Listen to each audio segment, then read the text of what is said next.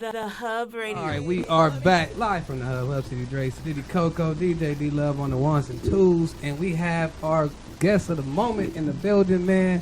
We have former mayor of City of Compton. We also have a book author and mayor candidate of this year's election, Mr. OmarBradley, in the building. What's going on with you, my brother? How are you, brother Dre? Thanks for having me on your show. Glad you can make it, man. Can we get you some more napkins, man? It might get a little hot in here. It may get hot, but I think I have enough. Okay. You know, I'm used to the heat. Man, you ain't lying, man. Compton elections, bro. Compton politics. I don't even know where to start, man. We just did the elections, the City of Compton elections 2017. This is your third. What election time is this? This is our fourth election. Actually, Total. I have run for mayor now 5 times. 5 times. I ran for mayor when I was 28 years old, and I took third place. Okay. I ran for city council when I was 31 years old. I won that place. I ran for mayor when I was 33. I became mayor at 33.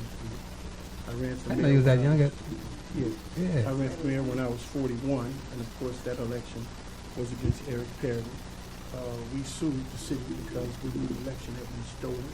We went to court for 4 months, proved that the election was stolen, and a judge set me back into my seat, and I should have remained there for the remainder of those 4-year terms.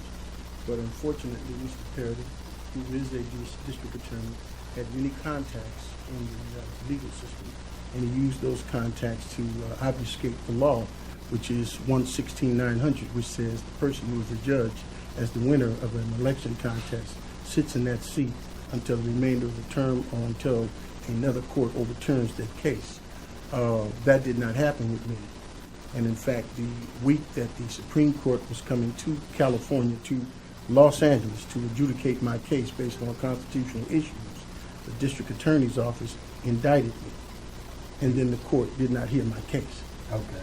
So that's when you were charged. I was indicted the same week when the Supreme Court was going to hear the case of OmarBradley versus the City of Compton, which we already had over 300 codified ghost votes, people that didn't exist, who assumed the names of people on the voter roll and then walked in and voted. And how we proved that was we simply took the signatures of the people who signed in to vote and compared them to the registration cards of the folks who actually should have been voting, and they didn't match. They weren't the same people. The same thing happened in this election. If you looked on my Facebook page, you saw videotapes where my campaign team actually videotaped people taking the voter index to the parking lot and taking pictures of it. Then they noticed that people were coming into the precincts with their cell phones, and when they would say, "What is your name?" they would look at their cell phone and say, "Oh, Joe Johnson," because you just got a text. Right. And so this was why there was such... They can't check for ID. They can't check for ID in California. Okay. So this is why the election was so duplicitous. What I mean by that is this. The 2 precincts where we caught them physically cheating were the only 2 precincts that I won because they couldn't get their cheat on. Now, this is videotaped. In one instance where we not only videotaped it, but we took the license plates of the gentleman who was taking the voter poll, the voter roster. That gentleman lived in Pennsylvania. His car registered in Pennsylvania. But he is a member of the SEIU, which is an international union. And it is the union that backs Asia in all of her races. And so I just need to know, why would I be in Pennsylvania for an election? Right. I can't vote there. I don't have any interest there. But if I'm in national union... So how do you know for a fact? How can you prove it? That I had an investigator run his plates. And this is who it came back to be. And then I went to people who were unfriendly to the SEIU, who had been in the organization, to identify the pictures that we got. And they told us exactly who the gentleman was. Now, at Centennial, where we caught them first cheating, I beat her by over 100 votes. So at Tibby, where we caught them cheating, I beat her by over 70 votes. Right. But I didn't have the money to put people in every precinct. Right. I just had to nail down the 2 precincts that have the most votes, which was Centennial and Tibby. And that's why we're having a discussion about a runoff now, because that difference, where we caught them, some of them had on Asia Brown t-shirts, and they were walking off from the precinct in Tibby. We videotaped Yeah, I it. saw a couple of those videos. And they've got the voter precinct. Well, that's a felony. You're not supposed to be able to do that. And they're in Asia shirts. Well, now, question. You can't wear a Vote for Asia Brown t-shirt into the precinct. So why didn't the precinct workers stop them immediately and say, why are you here in those shirts? Or why are you taking that voter index? So here's what's going on. Let's just go to short and skinny. The biggest issue in Compton is marijuana. People from as far as Italy are trying to do major grows in Compton. Why do they want to do it in Compton? Most people think it's Compton's demographics, its geographical location to all these freeways. But what it really is that Compton has 9 underground streams. That means you got access to what you need to grow marijuana the way they do it now, and that's water. You can get the nutrients anywhere, Right. but you can't get the water from anywhere. So Compton is right for this. Now, my position on marijuana is this. I don't use drugs. I very rarely drink. But if it's legal and you want to do it, that's your business. I would prefer not for it to be here. But now, if it's going to be here, I'm not going to have people from Seattle getting rich off the backs of the people of Compton. Why hasn't anyone from Compton or anybody from remotely close to Compton been offered an opportunity to bring this multi-billion-dollar industry to Compton, where African Americans and Latinos, who are the predominant purchasers of the product, so we are the revenue stream. Right. Why can't we own the business? See, we are still on the plantation. We have been on the plantation for so long that it feels good to be on the plantation. We literally vote for people who will admit that there's 78,000 potholes in Compton because she helped Dr. Dre make a movie, or she had Kendrick Lamar at a warehouse or signing albums. This is ridiculous. See, when you vote against your own interests, what you get is what's outside the door right now. Do you think that she won the popular vote? Because Absolutely not. Okay, so you don't think the people voted? I couldn't find anyone when we called, and we called all the voters, and we did our own independent poll using a professional voter advocate. The day before the election, we were at 41%, she was at 15%. When the election was over with, we were at 19% and she was at 47%. So tell me, find someone, get a group of people together to say they voted for Asia Brown. So if you guys have this evidence, you have tangible evidence, how is it that she was still able to run? Because, you know, when I was young, and I was young a long time ago, I grew up in the 70s when Huey P. Newton and Malcolm X and Medgar Evers and all the freedom fighters were out there. We used to have this saying, why do you call the police? Well, why would you call Jesse James on Billy the Kid? They have the same exact agenda. The agenda that is operating in Compton is to steal the minerals and the land. The only reason why they want to steal the minerals and the land is because they don't want you. They want what you're sitting on top of. And when gentrification, which is a term that means we take one race and remove that race and we supplant another race, when that takes place, it's a very brutal thing. So first, I got to make sure that there's absolutely no way that the people who live here can sustain themselves. So a marijuana business would sustain black people, because if you were to put marijuana warehouses in Compton, say on Alameda, or off the 91, Anywhere. you'd have a multi-billion-dollar industry. So do you think that, let's not say white America, let's say the powerful in America are going to let African-American people or Latino people control an industry that could change the destiny of an entire people? No. So they need people who are going to do what they're told. They need people who are going to say, yes, some boss, no, some boss. Now I want you to look at me closely. Look at me good. Do I look like the kind of Negro, the kind of African American that you could tell what to do? You can't tell me what to do. I'm going to do what's best for the people.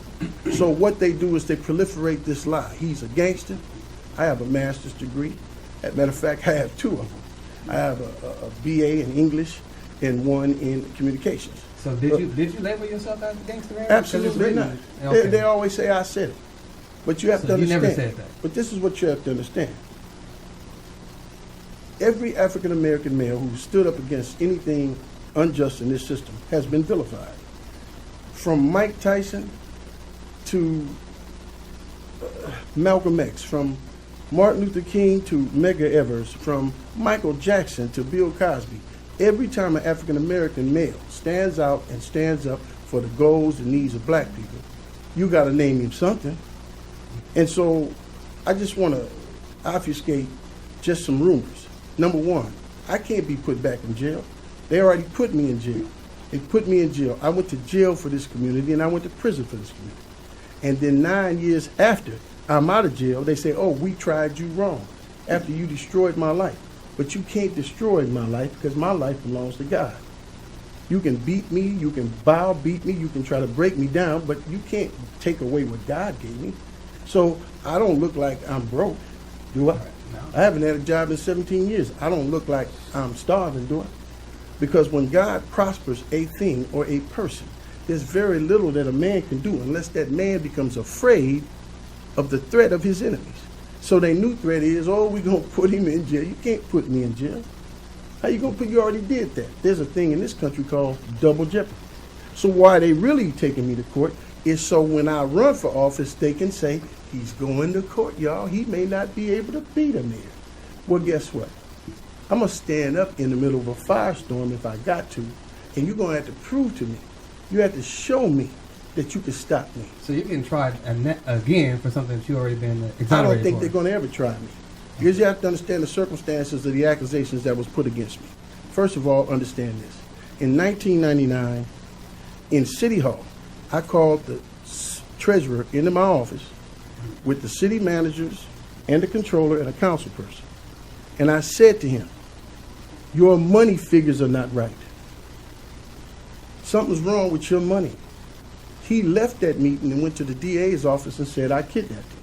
In City Hall. The DA rejected that case. Then he waited a couple of weeks and he came back and said he's misusing his credit card. But now, 17 years later, we see that it's $3.7 million missing from his office. Right. I had the DA's office done what they were supposed to do and been looking at the big money that was coming out the treasurer's office instead of looking at me. Because, I'm going to tell you something. See this ring right here? I hope the audience can see it. This is the Dominguez High School National Championship ring from 2001. I bought these rings. That's what Tyson Chandler did. That's right. I went out because the school district would not buy them rings. So I went golfing, took some white folks with me, raised some money, bought the rings, gave them a parade. They charged me with a $45 felony for the golf game. These are the things that I've been charged with. But in the Negro mind, if you say that black man stole something, the first thing Negroes are going to do is believe it. I'm not even charged with stealing. I'm charged with misappropriating, which meant I spent money for something that they said was illegal. Right. Well, if me spending money on young black males who've beaten everybody in the country, right, and that was so that they could have pride and dignity and get a reward for doing good is stealing and misappropriating, then charge me. But what is really criminal is when 6 young black men off that team went pro. Some of them have won NBA championships, and all of them say I started in Compton. But when you say that these men, after traveling all over the country and sometimes over the world, fighting with Compton on their back to bring us a national championship, if you say that you shouldn't give them anything, well, that to me is a crime. Now, if they would have went out and robbed a liquor store, if they would have went out and sold some dope, they would have been on TV. They would have got all the doggone media that they want. But when they go out and do something good, you're not going to give them anything. Not only did I give them rings, but I gave them a parade. Now, if you look at this ring closely, my name's not on it because I didn't get one of the rings. I didn't get anything for me. I got it for them. So my $45 worth of love, which they could have took the $45,000 out the $20,000 that I raised. But instead of that, they call me a crook and a criminal. And so you got kids, young kids that don't know any better, walking around saying, well, ain't he a crook? Ain't he a gangster? You haven't even looked into the situation or the circumstances. You won't look because it's too easy for you to accept me, your black male, your leader, the one that's going to protect you, as a crook and a criminal. Man, we're going to take a break, but when we come back, I want to get into the bomb threat that happened at City Hall. What bomb threat? You mean the cover-up? We're going to talk about that when we come back, man. This is live from the hub. We are here with OmarBradley. We'll be right back. Yeah. D-Love, it's on you. We are back live from the hub here with Omar. Whoo, Bradley, you getting deep on us. Did you have to give him the woo in the middle? Yeah, man.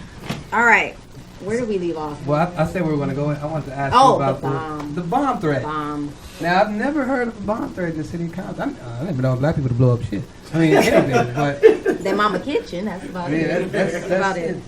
What was the bomb threat about? What can you can you shed on that? When you have a bomb threat, you have to draw all of the police officers who are in the streets to where the bomb threat is. Mm-hmm. So if you're planning on doing something nefarious at the precincts, you don't want the cops to see it.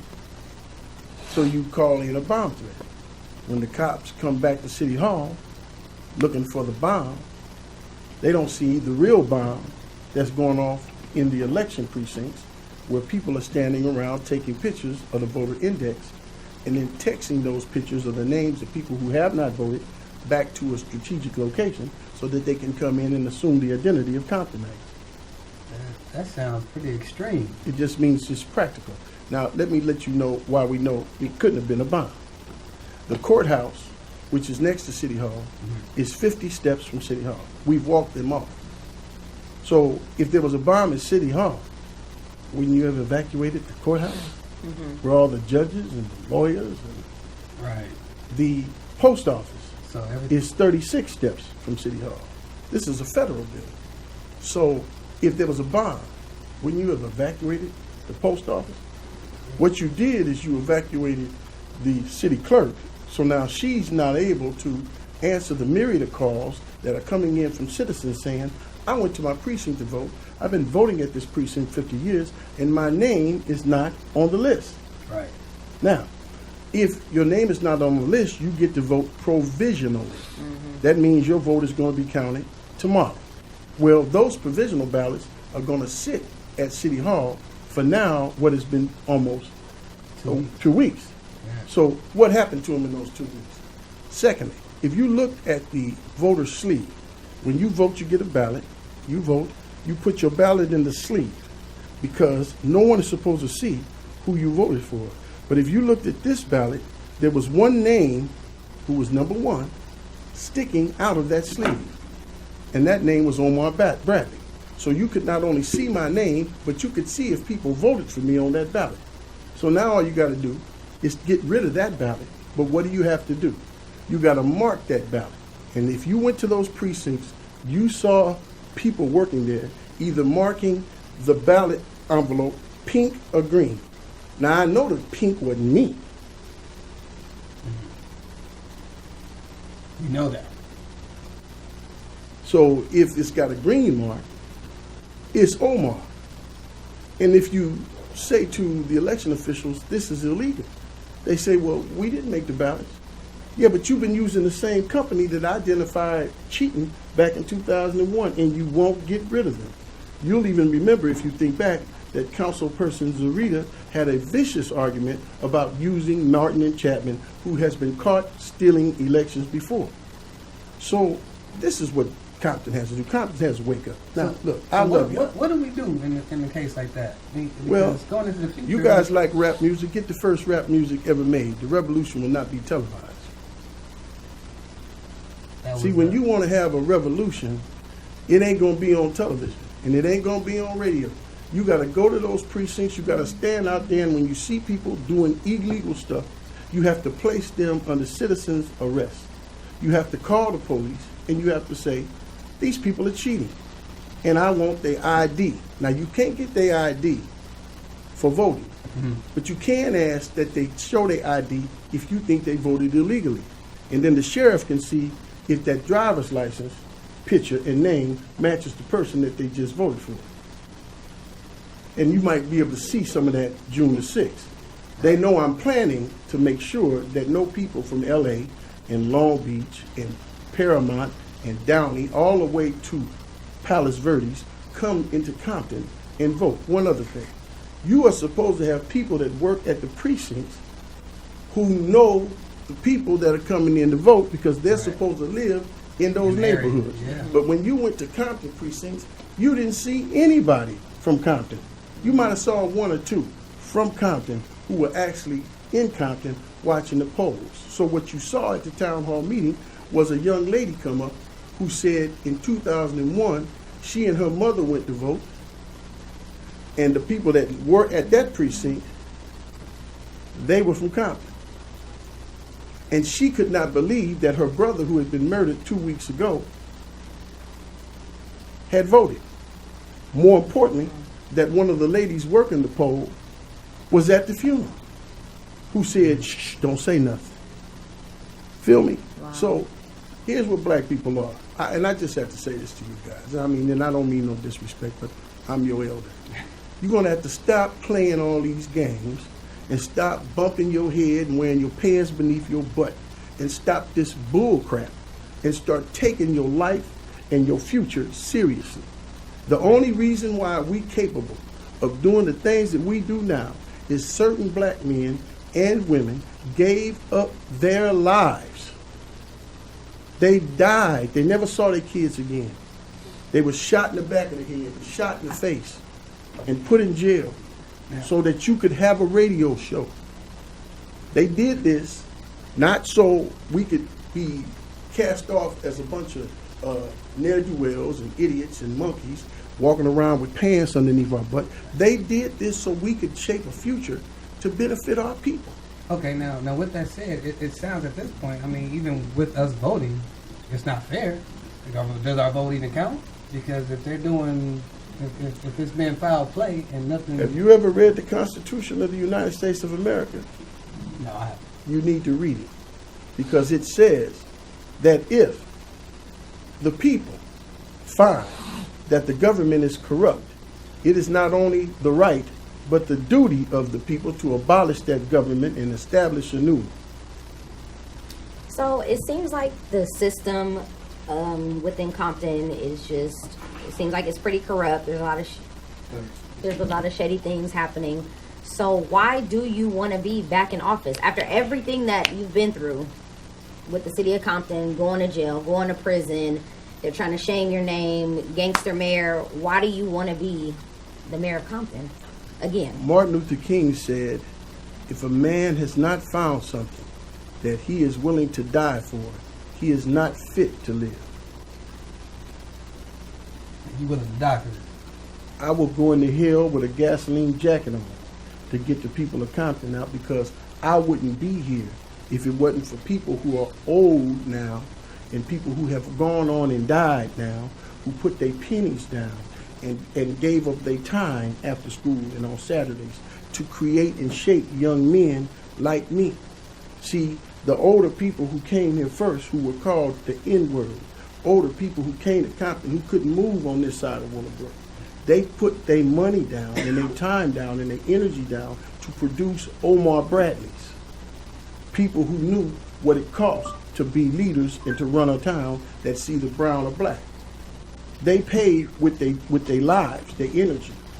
So if I turn my back on that legacy, I'm turning my back on the thing that made me who I am. So you can call me what you want to, just as long as you don't call me late for dinner. I'm going to stand up for our people. And you can offer me the world, but you can't offer me the world in exchange for my soul, because that's who I really am. If I take something in exchange for my soul, then I'm no longer who these people worked hard to make. So I've been asked over and over again, why would you risk going to court? Why would you risk that? First of all, the Bible says that the Lord is my light and my salvation. In whom shall I fear? The Lord is the strength of my life. In whom shall I be afraid? When my enemies, even my foes, came against me to eat up my flesh, they stumbled and they fell. I believe that my enemies are about to fall. And if I don't believe that, then they can whoop me without fighting. Right. See, if I think I'm going to lose before we start swinging, then I already lost. But if I got an anticipation that I'm going to win, then I don't care if you put Godzilla in some boxing gloves. I'll fight him if you can get him in a phone booth. I just want a fair chance. Yeah. And so now all of these things transmute in the minds of some African American people that I'm belligerent or I'm a gangster or I'm this and that. I'm not President Obama. I didn't grow up in a white household. I didn't grow up in Hawaii. I grew up off Central in 131st Street. I saw people shot at Centennial High School while they were eating their bologna sandwich with their potato chips. I've seen my comrades killed. I've buried my family members. I know what Compton is, and I know it's better than what it is now. So if people want to continue to have a nice-looking young lady, well, she's nice-looking to some folks. If you want to have her in a nice little blue suit on, telling you how good things are going, while you can't even drive down the street without tearing up your tires and your rims.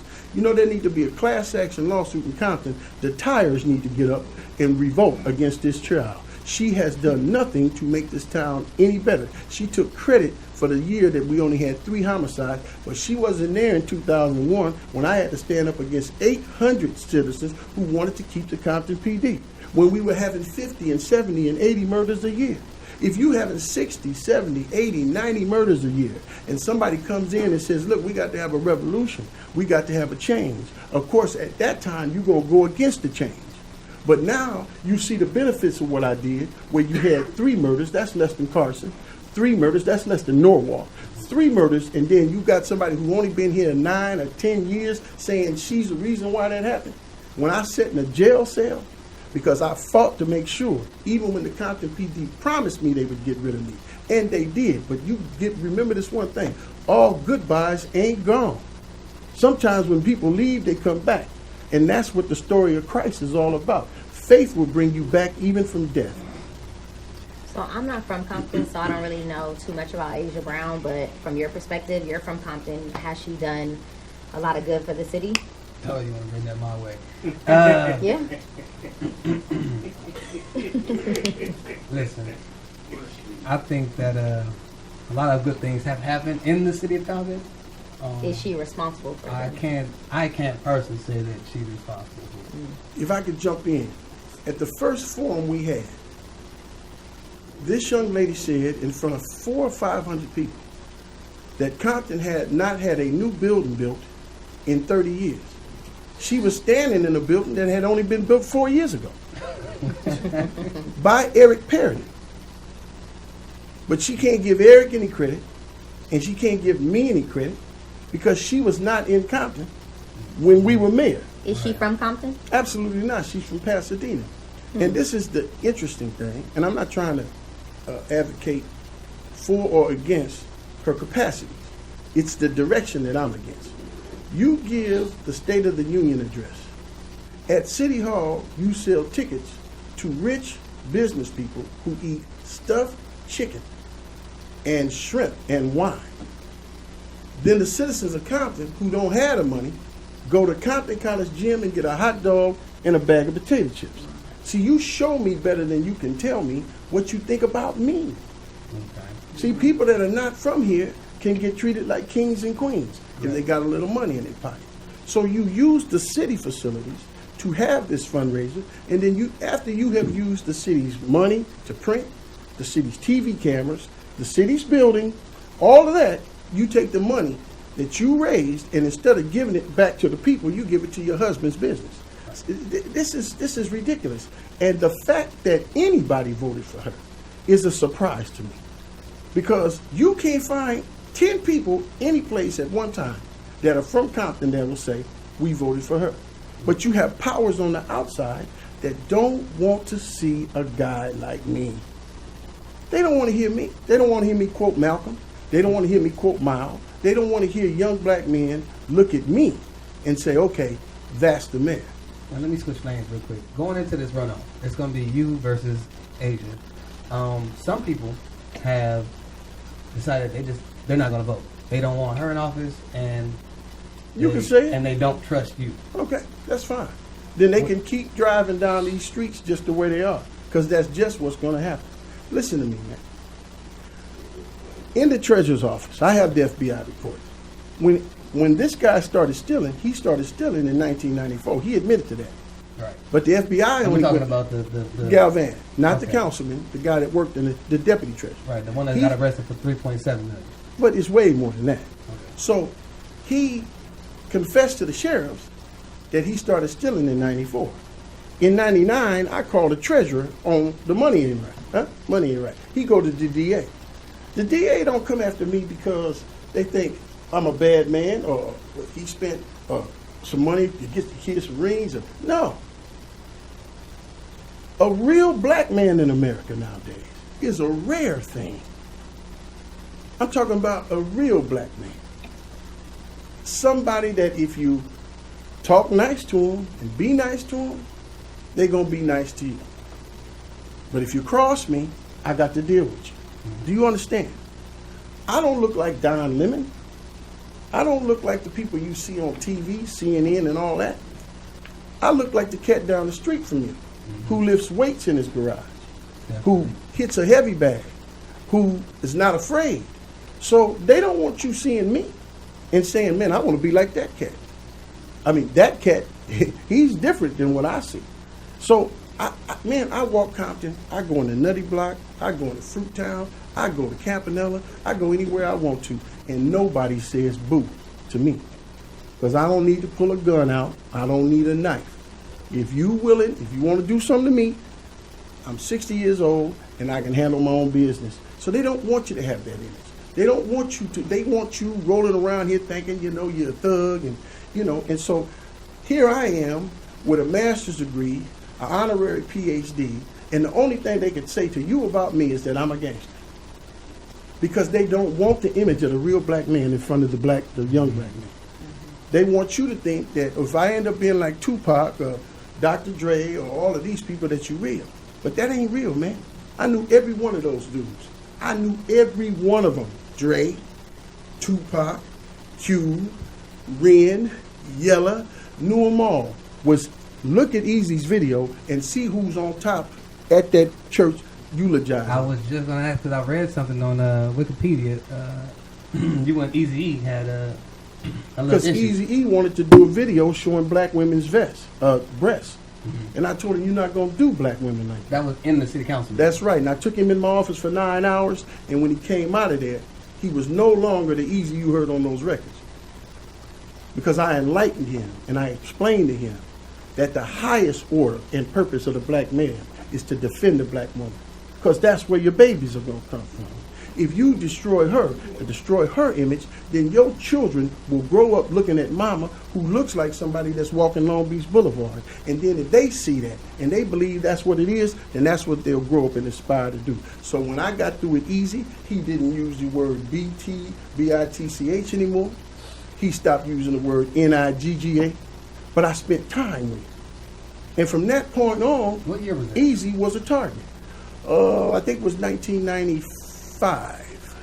This is right before he passed. This is right before he passed. And I mean, literally, he was calling for me to come to the hospital to just be with me in his last moments. I'm sorry, that was 93.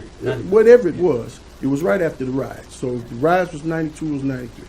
But I couldn't go because I already know what's going on. If you take a great mind like Easy, who's prolific with his lyrics, his capacities, and you put some real stuff in his brain, he can't be here. Same thing with Tupac. The moment Tupac's political nature start overcoming his thug nature, he got to go. He's got to go. Because they don't want black men teaching young black men how to be men. They want you to look on television and see Empire and think a dude that would sleep with his son's wife is a man. I would never look at my son's wife sexually. I'm happy when I see my son's wife showing him love and respecting him as a man. And the reason why she knows she got to do that is because that's what I demand of my son's mother. See, we all just models. We all just living dreams. And people put all kind of images in front of us to determine how we're going to think and how we're going to act. But in reality, most of the stuff that they're feeding young black people is not fit for human consumption. If you take some Pyrus and Crips and send them to Africa and they act the way they do in America and Africa, they will take them somewhere and kill them. Do you understand me? Where you come from, you can't even speak back in a high tone to an elder. Where you come from, you gotta wait till the old folks eat. Then you come and eat. You gotta wait for the babies to eat. Then you come and eat. That's what a man does. A man takes care of his responsibilities. A man stands up for his family. No matter who comes to try to destroy that family. They can come in an LAPD uniform. They can come in a SWAT outfit. They can come in a tank. But before you get to my children, you're going to deal with me if I got to give up my life. Now tell me what rap record you heard that said that. Every rap record you hear is turning your woman into a H-O-E or W-H-O-R-E. She's turning your brother into somebody you can't trust, turning your neighborhood into a ghetto. But when you start elevating and talking about real things in life, about when the bump hits outside the house, who raises up and go outside? But if you don't have no black men willing to stay at the house with that black woman, then she got to go out there to protect her children. So you no longer a lion in her eyes. So they don't want any lions in front of you guys. And so the biggest knock on me is, boy, you know, he's too mean. I'm not mean. I'm my daddy. Understand? My father fought the police when he saw 2 police whooping a black woman at his gas station. My father ain't had no gun. He went out there with no gun and said, you going to leave that sister alone or you going to fight me? And he fought him and went to jail. He didn't even know this lady. So what happened to us that we no longer protect our own? Let me ask you this question. We don't have to wrap up shortly, but I know you will. I know they're doing they're doing the last votes tomorrow. The provisional votes, the mail-in ballots, and all that are all being counted tomorrow. Are we expected to do a runoff? We're expecting a runoff. Well, we're expecting a runoff, but we also expect some cheating to go on. But guess what? It really doesn't matter to my physicality who wins. The mere fact that you took me to a courtroom and you told me, if you run, we're going to try you, and I told you to try me then, I already won. Because when I don't let people bend me down or buck me or make me scratch where I don't itch, then the next time they see another little brother, they say, he may be an OmarBradley kind. Maybe we shouldn't try that on him. But if the strongest among us bend over, if the strongest of us, Uncle Tom, if the warriors among us won't stand for our community, then what are the chumps and the no-goods and the low-lifes going to do? So I am pleased to throw myself in front of them and say, come on. It doesn't matter whether I win or not. When you tell me you're going to take my constitutional rights from me, if I stand, then you better get ready to take them. Because I'm going to stand, because I'm not standing for me. I'm standing for you and you and you and you and you and all you little hip-hoppers out there who think you know my history. You don't know me at all. You don't know what I've been through. That Alameda corridor, which is right down the street, they were going to run 180 trains a day right down the middle of Compton. Listen to me carefully. They were going to run 180 trains a day down the middle of Compton at grade level. 4 black mayors got together and sued them. Paul Richards of Linwood, Darrell Sweeney of Compton, OmarBradley, and one other. Every last one of us was sent to prison. Every last one of us, because we cost the government an extra $400 million to make that Alameda corridor go underground so you could still get to the shopping center. You could still go cross town. The ambulances don't have to wait for 80 trains to pass in order to get to your house if you have a heart attack. So if you say I'm a gangster, because I won't let you mess over me? Is that what constitutes a gangster? Gangsters out for self. I'm not out for me. I'm out for the people. You understand? And I only came here tonight to educate the young ones who don't know me. Stop talking that mess on Facebook and read about what I went through.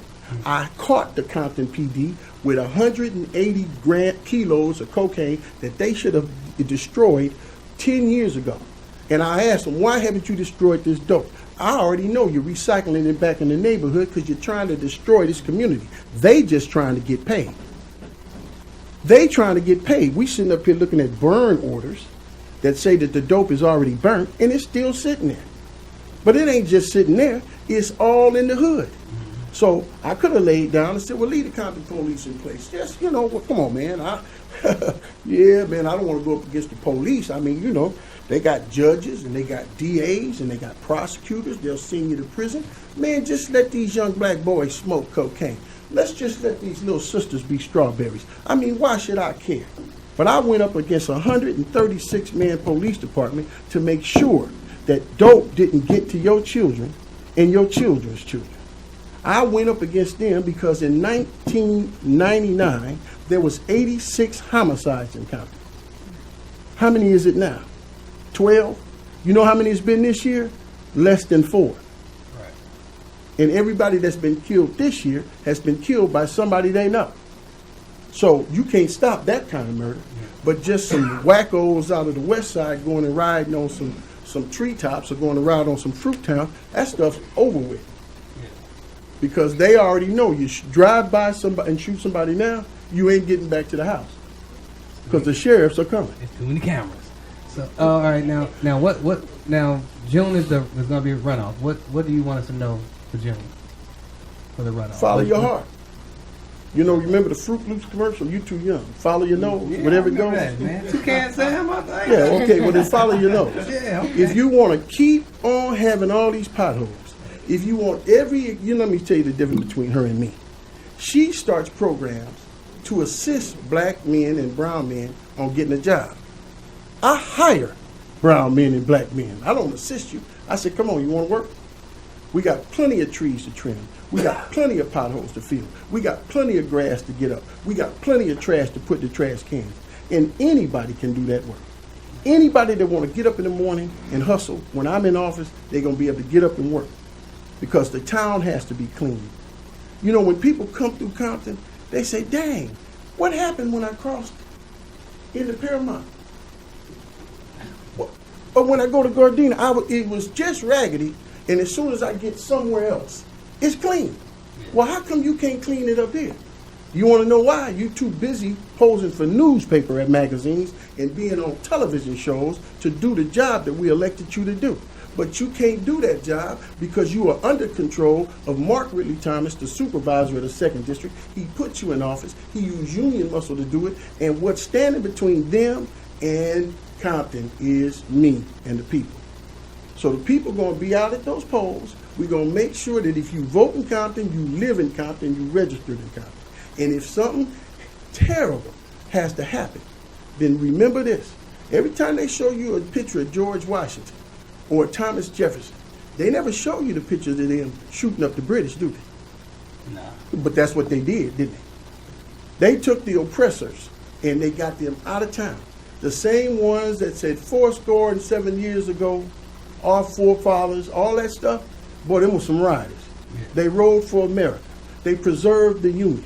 George Washington, Thomas Jefferson, these people who said, give me liberty or give me death, when they show you pictures of them, they like this. But that ain't how they got there. Right. You understand? They was in the woods. Keeping it gangster? Keeping it real. I ain't going to say gangster, because if I say gangster, it'll be on TV tomorrow. You understand what I'm saying? But I'll tell you this one thing. I love Compton. I love the people of Compton. I will go into a lion's den with a pork chop suit on for you. But if you don't start going for yourself, you can't change nothing. I can't keep fighting by myself. I've been under prosecution for the same case for 17 years. You never even heard of nothing like this before. Yeah, you've been getting tried, man. They don't want you in the office. That's good. Because guess what? When you try me, you try all the principles that you say you stand for. Man, we appreciate you for coming through here, man. I'm looking forward to talking to you after the runoff, man. And maybe even again before the runoff. It may not be a runoff if they get their way. But I can tell you this one thing. And I know you're going to have Asia on, and it's cool. If it's not a runoff, expect the worst. The citizens are going to come to City Hall because they know they did not vote for her. They know they didn't vote for her. Yeah. I mean, you know, you was there last night. You can't win an election when nobody voted for you. Listen, and now, this is what hurts me. She got a gang task force with Crips and Bloods and Vatos following behind her, and I'm trying to say, what didn't happen to the neighborhood? Because I love women, and I'll fight for them, but I ain't following you nowhere. You gonna go with me. See, because when you get men that start hiding behind women, it's something wrong. I don't want no woman trying to fight my enemy, because you can't do nothing but get in the way. So to all of you homies from Fruittown and Limehood and Mob and 7-0, I can call you all out because I'm in all your neighborhoods that's hiding behind this chick. You know better than this. That was perfect. That was directed right there. Hey, man, this is the Hub Radio. We thank y'all again for tuning in. We'll be back here live next Wednesday, man. Live from the hub. We got my man DJ Exclusive gonna be on the 1 and 2s. Me and Coco gonna be hosting the thing. And All right. till next week, man. We will holler at y'all. Radio later.